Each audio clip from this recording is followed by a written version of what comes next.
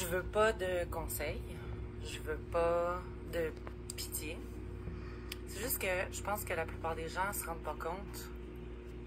Puis c'est correct, là, je l'avais jamais expliqué, puis peut-être que vous avez personne autour de vous qui ont soit le cancer, soit des maladies auto-immunes ou bref, qui ont des challenges au niveau de la santé.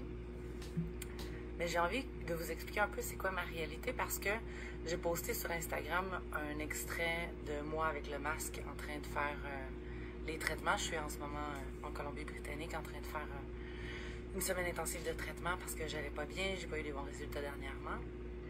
C'est la 5e fois que je viens ici, grâce à vous, grâce à vos dons, parce que vous êtes super généreux, parce que j'ai des amis absolument extraordinaires. Je me rends compte que c'est un privilège, que c'est pas tout le monde qui a ce privilège-là. Mais on dirait que les gens pensent que ah ben t'as le cancer, tu vas faire soit de la chimio, mettons, intraveineuse, ou comme dans mon cas, je prends une pilule chaque jour, puis on souhaite que ça aille bien, tu sais. Mais c'est tellement pas ça, puis ça vient tellement avec une charge mentale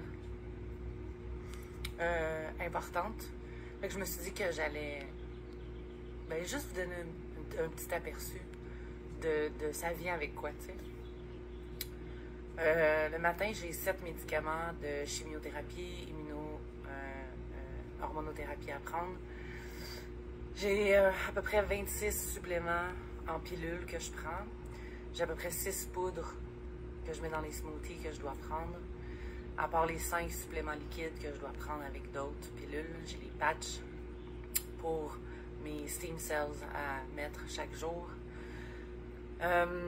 Faut que je médite, que je fasse du deep breathing, que je me fasse le moxa. Moxa, c'est un bâton d'herbe en médecine chinoise, en tout cas que tu mets sur des points d'acupuncture. Il y a les bains à prendre quotidiennement, spécial pour détoxifier, parce que la chimiothérapie qu'ils me donnent affaiblit mon système immunitaire, puis ce qu'on veut, c'est que mon système immunitaire soit fort. Il y a le dry brushing pour la lymphe, il y a les drainages lymphatiques, il y a le drainage du côlon qu'il faut faire, il y a les suivis en acupuncture.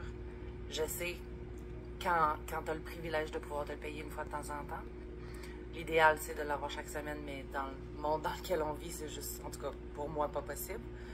Mais donc le plus souvent possible, l'acupuncture et les drainages lymphatiques.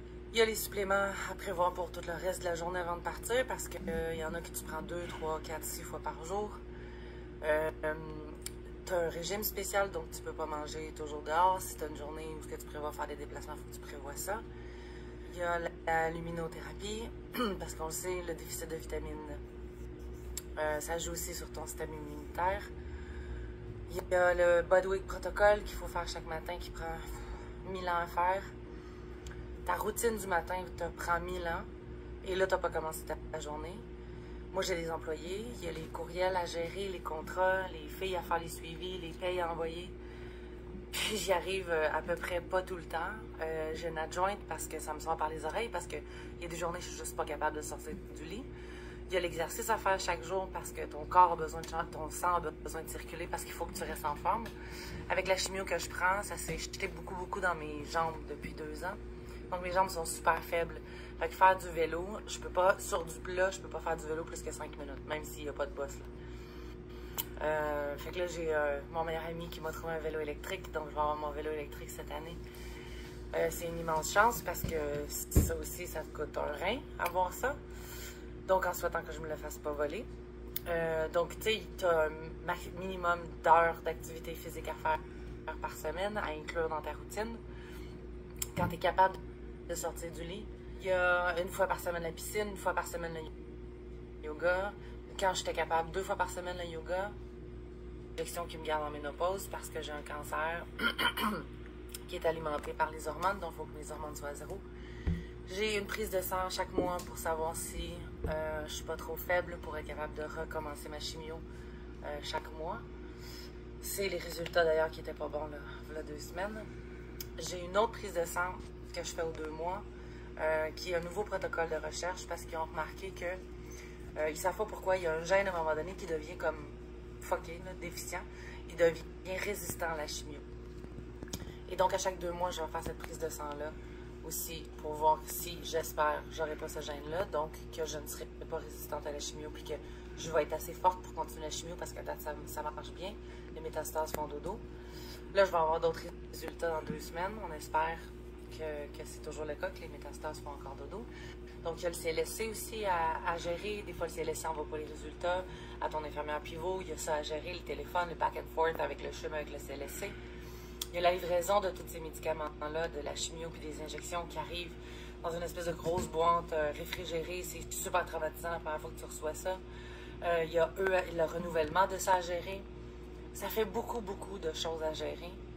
Il y a le fait d'aller à l'épicerie, de gérer toute ton alimentation, d'essayer de manger bio, organique le plus possible. Ça te coûte un rein, ça aussi. Fait qu'à travers tout ça, tu travailles quand?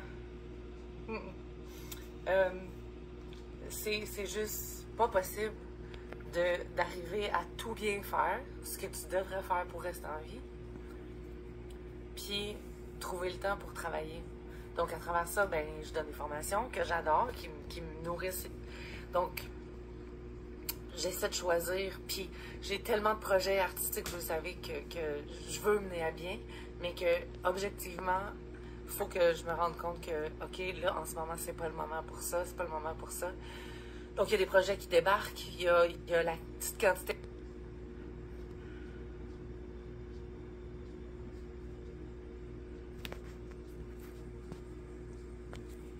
d'énergie que j'ai chaque jour, chaque semaine. Puis, il faut que je choisisse dans quoi je l'investis. Il y a mon amoureux extraordinaire. Il y a moi qui vais aller voir du théâtre. Il y a des amis. J'aime prendre soin de mes amis, prendre des nouvelles. Des fois, je suis même pas capable d'envoyer un mémo vocal ou de demander comment ça va parce que j'arrive pas à sortir du lit, t'sais. Fait qu'il y a tout ça. Je suis sûre que j'en oublie. Fait que c'est pas juste on prend une petite pilule puis on espère que ça va bien aller. C'est pas ça, avoir le cancer. Ça vient avec... puis, tu sais, je vous épargne les up and down, les « Ah, j'ai eu un mauvais résultat, fait que je suis dans un trou de noirceur pendant 3 jours. » Il y a des chiens à sortir, les rappels des vaccins. Tu sais, je veux dire, ça finit pas. Je sais que... Puis encore, j'ai pas d'enfant, tu sais. Je le sais, là. Je sais qu'il y en a qui ont le cancer, puis qui ont des familles, puis qui ont un parent vieillissant, puis j'ai pas tout ça. Fait que je suis vraiment pas en train de me plaindre. J'avais juste envie d'expliquer c'est quoi la réalité. Puis là, il y a ces voyages-là que je fais pour venir au BC pour faire ces traitements-là où il faut que je mette tout sur pause. Où là, c'est un peu plus facile parce que j'ai juste moi à m'occuper. Parce que j'ai juste ma santé à remonter. Parce que c'est comme une espèce de petit cocon pendant 1 semaine ou 2 quand je suis capable de venir. Ben là, j'ai pas le choix. Je suis juste assis à apprendre, à lire, à découvrir, à prendre soin de moi, à faire des siestes, à méditer, à faire les traitements, à faire du mieux que je peux pour me remonter jusqu'au prochain voyage, tu sais. Fait qu'il était vraiment, vraiment nécessaire ce voyage-là que je fais en ce moment. Parce que la semaine passée, j'ai passé la semaine au lit. J'étais vraiment grandement inquiète. Ça va vraiment, vraiment mieux. La différence est absolument notable. C'est même pas comparable. Donc, merci de me permettre de faire ça. Puis de... Ben, c'est ça. De peut-être garder ça en tête si vous avez des gens autour de vous qui ont des challenges au niveau de la santé. C'est jamais juste ce que vous voyez, t'sais. Les réseaux sociaux ont tendance à... Ben, on a tendance à faire ça, à montrer juste des trucs intéressants, poétiques, ou quand ça va bien. Puis, c'est pas ça. Il y a beaucoup de moments de petites boules couchées en fœtus dans le lit, puis de charge mentale, puis de trucs à gérer. Puis il y a les amis fantastiques qui disent « Ah, mais dis-moi si je peux t'aider, si je peux faire quelque chose. » Mais tu peux pas. Qu'est-ce que tu peux faire dans tout ce que je viens de nommer? Il y a personne d'autre, mettons, que moi, ou mon amoureux, des fois, quand il est là, ou, tu sais, une amie qui aide pour le GoFundMe. Tu sais, comme, quand je demande, il y a certains trucs, mais il y en a tellement peu, le reste, ça repose pas mal sur mes épaules, ma responsabilité, les choses que moi, je dois faire pour survivre, pour aller mieux, pour guérir, tu sais. Ou enfin, pour allonger mon espérance de vie. Donc, voilà. J'espère que ça sera pas mal reçu, que vous comprenez pourquoi j'ai fait ça. Je vous embrasse très fort. Bonjour!